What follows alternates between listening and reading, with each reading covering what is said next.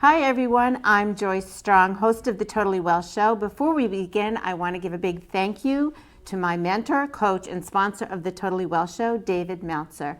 David is the host of the #1 entrepreneur podcast, The Playbook, a top 100 business coach, author of the #1 new release, Game Time Decision Making, and was named Sports Humanitarian of the Year by Variety. But he prefers to be known as the CEO who goes around helping people.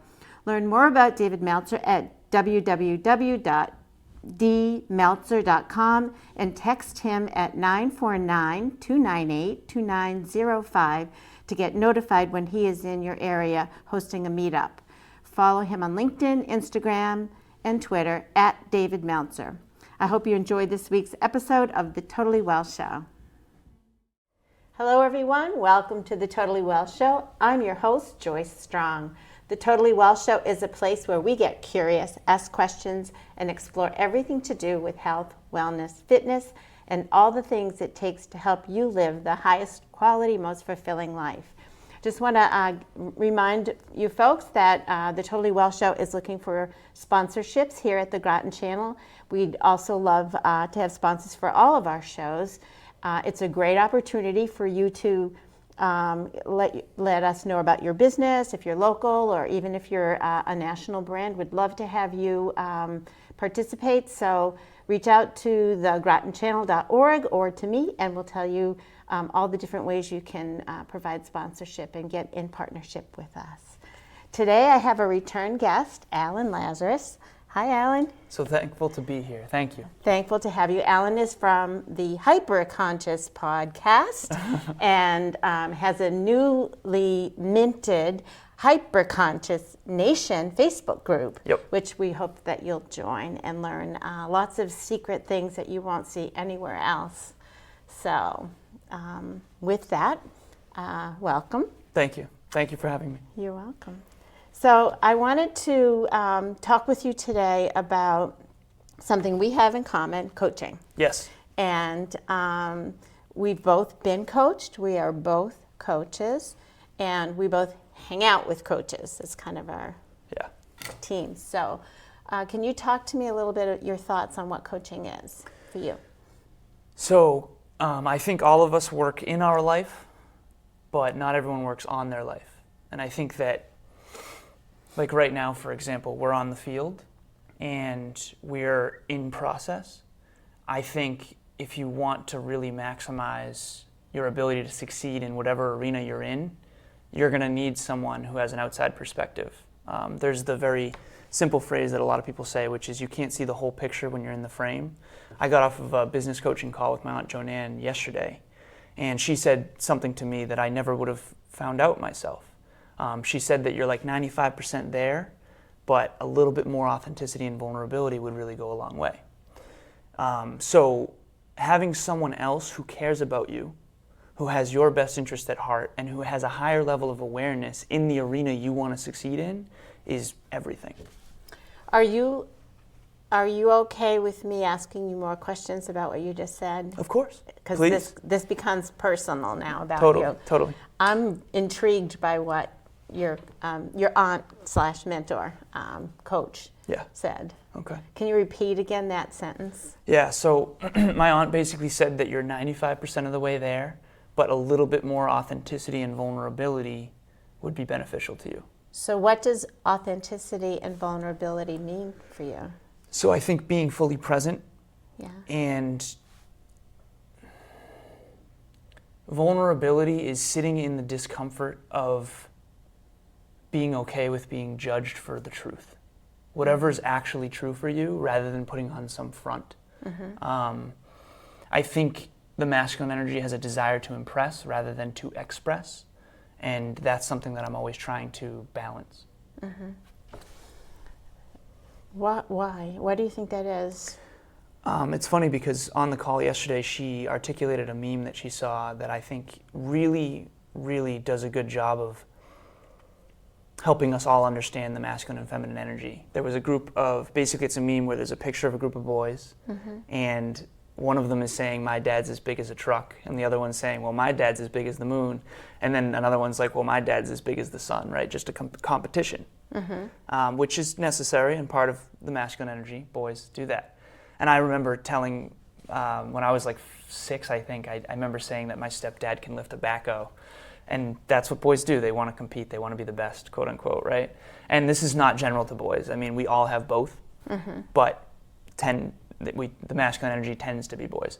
Then you've got a group of girls who were talking about basically their braces. And one of them said, my mom had braces. And the other one said, well, my mom had green braces. And then the other one said, my mom also had green braces. And they're like collaborating. So I see this spectrum where on one side, the masculine energy, and we all have both, again, is competition. How to be the best, how to impress, how to really find your unique version of significance by being excellence-driven.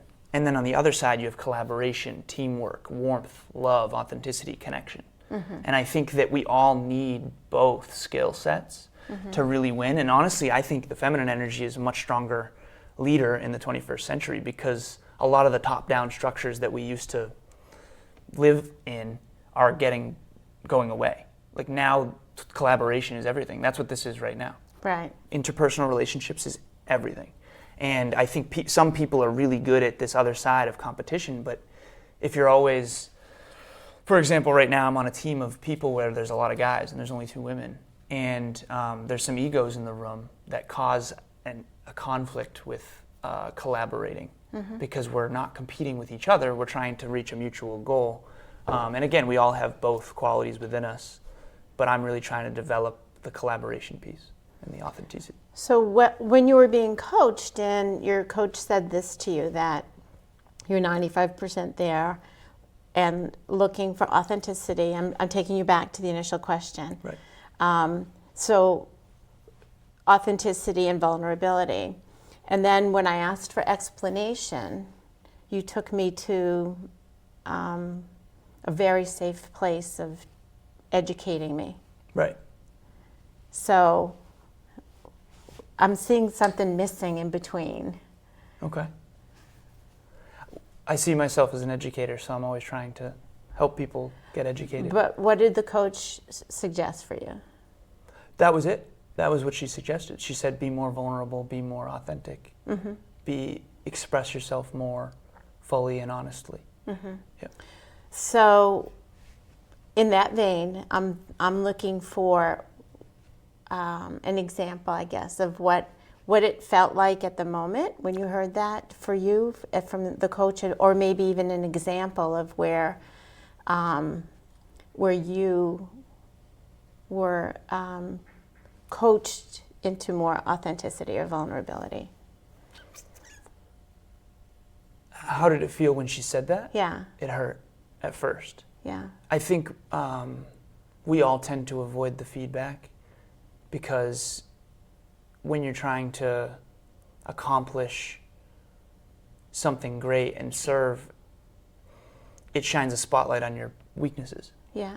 And I think authenticity is something that I need to work on. So it was difficult to hear. And I think that's one of the main facets of coaching is giving your coach permission to tell you the truth from their perspective, knowing that they're saying it because they want to help you improve. Yeah, even though they sense that it may be a tender spot for you. Exactly. Did you have any sense as you were hearing those words of what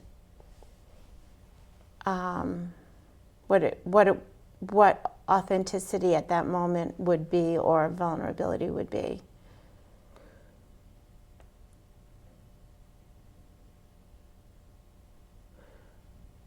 Yeah, I think being okay with not having to be perfect. That's what came through me. Yeah. Right. I almost saw this as a grade that she gave you a 95 and it wasn't good enough. Well, there's always room for improvement. Yeah. Yeah, totally. Yeah. Yeah, that doesn't bother me. I think I'll never stop improving. Yeah. Yeah. But I just get this very heavy sense of how challenging it is to be, once you get that feedback, to really go there. Yeah. I haven't, again, this was yesterday, Yeah. so it hasn't fully landed for me yet. Yeah. But I came into today Yeah. saying, Alan, come in with humility and a desire to serve. Yeah. And that's it. You don't have to be perfect. You don't have to have anything prepared. You just have to come in and be yourself, because yourself is awesome. Yeah, yeah. And wanting to grow, wanting to, help others grow in what you do as a coach, and also recognizing that being coached is part of being able to be a good coach. Yes, absolutely. Is that true? You got to eat your own cooking. Yeah. So I have... You have so many great expressions. I got to write them all down, yeah. Thank you. Yeah. I have, as you know, David Meltzer coaches us. Yeah. Hopefully we have a call with him tomorrow. But my Aunt Joanne coaches me. I have several mentors and coaches. I also used to have a coach named Alex Goad who just took brutal honesty to a whole new level, but it was wonderful. I grew more in that month than I had in a long time, because one of the things about coaching, if you can, and I said this to my aunt yesterday, I said, I know that you have a strong pulse on who I am and who I'm aspiring to be. Yeah. And I know that you have core competencies that I don't as a leader, because she's much farther along in collaborative efforts in her business and philanthropy and all that. Yeah. So I said, from your perspective, don't ever hesitate to reach out and give me constructive feedback, because I don't want you to be afraid that you're going to hurt my feelings. Because I said, Joanne, you know me. At the end of the day, I'm going to do what's in my heart, and feedback is only going to help. Yeah. So give your coaches permission to tell you the truth. And even if the truth is a little bit harsh, maybe harsh is the wrong word, but like sometimes you have to say something. Kevin does this for me. Like, for example, when I was at the Confident Women's Consortium, he had his speech done 2 weeks in advance. I didn't finish my speech until 5 minutes prior. So most people thought I was wonderful and my speech was wonderful, and I appreciate that, but Kevin knows my real potential. Yeah. And he knows that I really dropped the ball in a lot of ways on that. And I still think it went well, and I still think we added massive value to that whole room, but did I do my best? Absolutely not. Mm-hmm. Could I have done better? Of course. And Kevin gave that to me real, Yeah. with love. Yeah. That's what a good coach is, I think. And speaking of being a good coach, as a coach, sometimes it's really hard to be on that side of it, right? You know this as well, that as you were speaking, I was like, the hardest part of me telling you the truth isn't my fear of hurting your feelings, it's my fear of hurting my feelings. Right. I'm a little intimidated to tell you the truth of what I see. Okay. Did you ever Me feel personally, or in general in coaching? In general in coaching, right. But you personally too. Like, there's some things that I would say because that I'm looking for the right words to say as a coach, because I don't want to hurt your feelings. But when I really dig deeper, I think I'm afraid of his reaction, that he's going to think less of me. Like, it kind of backfires on me, or boomerangs. Yeah. Interesting. I think that's you and Kevin's end of Drive to 5. I don't feel that. When you coach, my only fear is hurting feelings. Yeah. I want to help, not hurt, but sometimes the truth will inherently hurt. Right. So I think you have to know. You'll feel if the coach's intentions are pure, but no, when it comes to like me being afraid of what you just described, I don't feel like I have a lot of that fear. Maybe somewhere, but it's just an uncomfortable feeling to be. To see somebody uncomfortable and know, right. that to me that's uncomfortable too. So, well, you just did it with me. Yeah. So. Yeah. I'm trying. Yeah. I'm digging. But, it's good. You dig when you dig, and you uncover some stuff that person and you maybe never thought of, or that's where all the growth is. It's underneath. You got to dig, and when you dig, it gets messy. Yeah. And when it gets messy, people get hurt. But what lands? Yeah. I always call it shaking the snow globe. You know that? Yeah. What lands is going to be more the truth. And you can't make good decisions based on anything but the truth. Mm-hmm. Mm-hmm. So what I find oftentimes people they come to me for help, like say, I want to lose weight, or I want to get in shape, or I want to get rid of this condition, whatever it's, autoimmune condition or something. But they're not expecting to work. Oh, yes. They're not, yeah. Can you talk a little bit about the coaching process that you experience of from meeting with somebody, say you have a phone call with them, or I'm not sure how you meet, Zoom or FaceTime or FaceTime audio, if they have an iPhone. Yeah. Yeah. So, or in person, however you do. But what's involved in that process? That's a great question. I think one of the greatest things about coaching is that it's specific to the individual. Whereas anyone who watches this interview is going to get massive value, I believe, but it's not specifically catered to them. Whereas when I'm on the phone with someone out of the gate, you can I'm always trying to gauge, first of all, how much can this person handle? What does this person really want versus what they say they want? So people come to me for fitness coaching because they want to look better, but what they really need is self-discipline, right? So you can want to look better all day, but what do you actually need to make that happen? So if you want to change the fruit, you got to change the root. So I'm always looking for what is the root cause of why they aren't where they want to be. What is the root cause of even why they want to be there? Like, why does someone want to look better? Because they want to feel more confident. So what they actually need is the confidence, because what's fascinating about that is if you were confident, you would take more consistent action and you would look better. So you think, I need to look better to be more confident, but that's the conundrum, because in order to take action, you have to be confident. And in order to be fit, which is what you think will make you confident, you have to take action. So to answer your original question, you're always trying to understand, if this person is motivated, great, I can be a little harder on them and get them to take action. If not, why aren't they motivated? And then how do I instill that burning desire within them based on their core motivations, which is always different for everybody. That's brilliant. And it's what I see as a coach is people come in and they want to look like you and they want you to give them a workout. Like, that's going to fix it. I'm like, you could have looked this up on YouTube, you know. You don't need me to tell you how many meals to eat and that this is junk food and this isn't. You know, that information's out there and so available. Totally. So, so the fact that you hear, you take in. So stage one is just listen to the problem and really try to get to know the person. It's huge. Huge. It's everything. Yeah. Asking the right questions and getting them to open up. Yeah. Always stage one. And then, and stage two and stage three, all the way through asking questions. So much less, although you have a lot of expertise, I can imagine you putting on this hat and saying, okay, now that we're here and you're at the gym, I'm going to help you with this specific technique. But back to how did you say it? The core fruit motivations. For the root? Yeah, back to the root cause. Yeah. So if you don't know the root cause of why something is the way it is, you have no power to change it. Yeah. And that's what the Hyperconscious podcast is about, raising your awareness of why things are the way they are so that now you can shift it. And it speaks to that thing I always hear people say, I know what to do, I just don't do it. Right. Yeah, so... They have rotten roots. Yeah, exactly. So they also haven't developed the habits of success. So... I don't know how deep you want me to go into this, but I remember showing you the iceberg slide at the Confident Women's Conundrum. So we think, picture an iceberg. Confident Women Consortium. Confident Women, sorry. What did I say? Confident Conundrum. Women? Oh, I said that. Confident Women Conundrum. No, Confident Women Consortium. We'll have to have a show on that. That's awesome. It's just me practicing being imperfect. So at the tip of an iceberg, that's what we all can see. So that's the physique that you see in front of you. That's only the physical.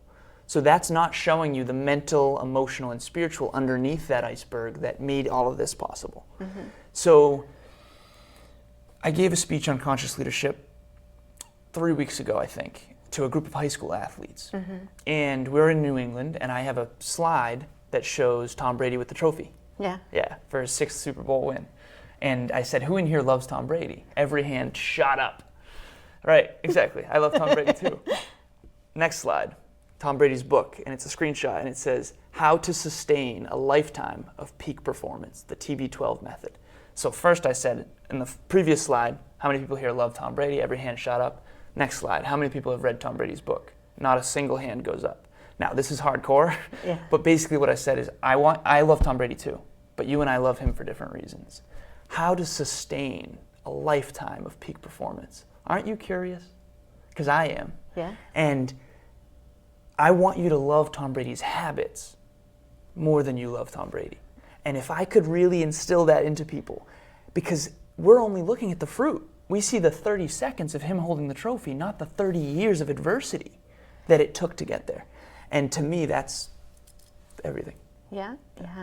All those little habits that go on. And all his coaches. Yeah. Oh, yeah. And he'd be the first to tell you, I'd never be where I am without my coaches. But yet all of us are going through life like, I don't need a coach. Yeah. Doesn't make any sense to me. But yeah. Is that recorded? Did you record that speech? Yeah. Yeah. I haven't seen it. It's in the Hyperconscious Nation. All right. I haven't seen it for some reason. I missed it. I know about it because I know the backstory, and the teacher who yes. pulled you in for this. And you know him? I don't know him, but I know what he said about you, and it brought tears to my eyes. How he mentioned something about your being that kid that was afraid to stand up in front and speak and to see your growth, and it's amazing the impact people have on us. Yeah, it's crazy. That's one of the tools too coaches can help you to do. It's just, and I try to pick apart what's involved in coaching, since that's what we're talking about today. Is looking back at your accomplishments sometimes when you're feeling struggle with the growth, to be able to look back and say, wow, I've come so far. Well, you did it in your episode recently with looking back to episode 1, you and Kevin, and you're like giggling like little girls about it. Yeah, it was interesting.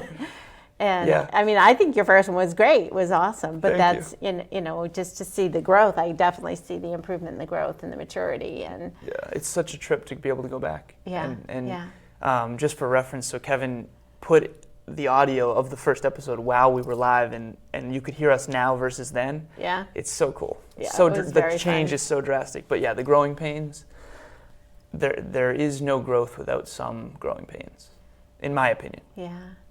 So again, back to the coaching and how we can help people understand maybe a little bit about, in this I mentioned earlier, the contrast between coaching and teaching. So a lot of people call themselves coaches, right, and they're really more educators or informers, or right. I think of coaching more as a guide. Yoda, kind of helping people to believe in themselves and think for themselves with support. Right. I see that skill set in you, that you're able to do that. You've done it with me on mastermind calls. Oh. I've seen you do it with other people where you ask, you're not so quick to say, here's what you need to do. I mean, there are times when that's appropriate, but you also have that ability to coach. I'm not sure how you acquired it, but maybe by being coached. But I'd love to hear your take on that difference so that our viewers can understand. Yeah, I think the best way to articulate what you just described is, if I tell you what to do, you can argue it. But if you tell you what to do, there's no arguing it. Mm-hmm. So asking the right questions, so I'll give you an example. So I always ask this question, feel free to use it if you want, obviously. Anchors and engines. Mm-hmm. So to me, one of the greatest challenges we have is the person's, places, things, and ideas that are not good for us, and then the person's, places, things, and ideas that are. Mm-hmm. Anchors and engines. So one of the questions I ask is very simple, and this is the hard one. People don't like this question because it's so uncomfortable and it's very challenging to answer. Who in your life right now, in terms of a person, is the biggest anchor? So meaning holding you back? Yes.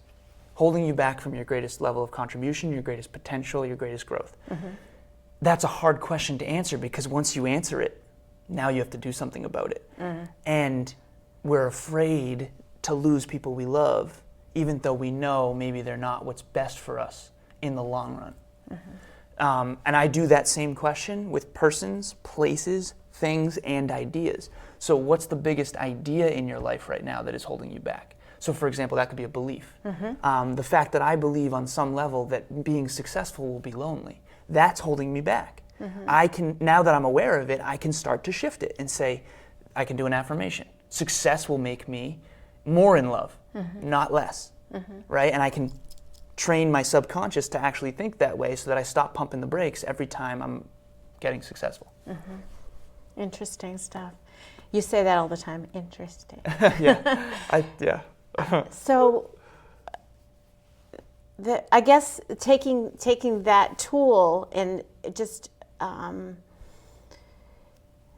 understanding that the person who you're working with, to whom you're asking these questions, is the one who's going to solve the problem. Then. Totally. They're not broken. Yes. They need help navigating. Right. Eagles with broken wings.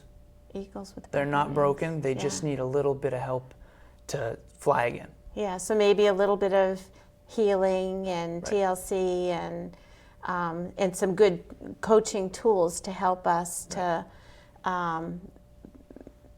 view things from a different perspective. Totally. Yeah. That's what a coach can do. Give Yeah. you a bird's eye view of your life, Yeah. so that you can work on it instead of in it. Yeah. That's what I'm always trying to do. But when it comes to the healing piece, I always think mental, emotional, spiritual, because that's underneath the physical that we all see. So where is the bottleneck? That's always my question going in. So before every call, strategy session, I always say, Alan, no matter what you're going through right now, it's not about you, go serve. I get on the call and then I ask the right questions to see how they are. I have them rate their life on a continuum, 0 to 10, figure out where they're at. A lot of times they'll say 6, 7, sometimes 3 if they're in a dark place. And then I say, okay, what do you believe at this moment will get you closer to a 10? And then you just let them go. And then you start to realize really quickly what the bottlenecks are.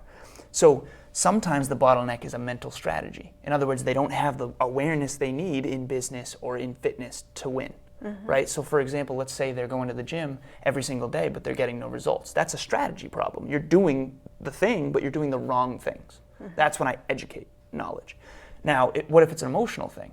If they're in an emotional dark place, that's a different bottleneck. We have to figure out what is the source of the hurt and then work on that. And then the faith part, the spiritual part, to me is a lack of belief. That's the biggest one, especially with certain clients I have. So, for example, I have one client. She's a behavior analyst. She's unbelievably intelligent. I'm going to interrupt you here, just because this could be a longer story and we're about out of time. Oh, okay. All right, no worries. So we'll save that, and I have a question. Okay. Will you come on my show again? Yes, absolutely. And I have one comment to make about you that was sort of like, wow, just observing, is that you're a master collaborator. Coaching is about a collaboration and a team effort, and you're a master at this. Oh, thank you. Yeah. Thank you. I have a lot to learn in the leadership department when it comes to... You have the skill. Thank you. Thank you. I appreciate that. So thanks for coming on today. Thank you so much. Yeah. Thank you.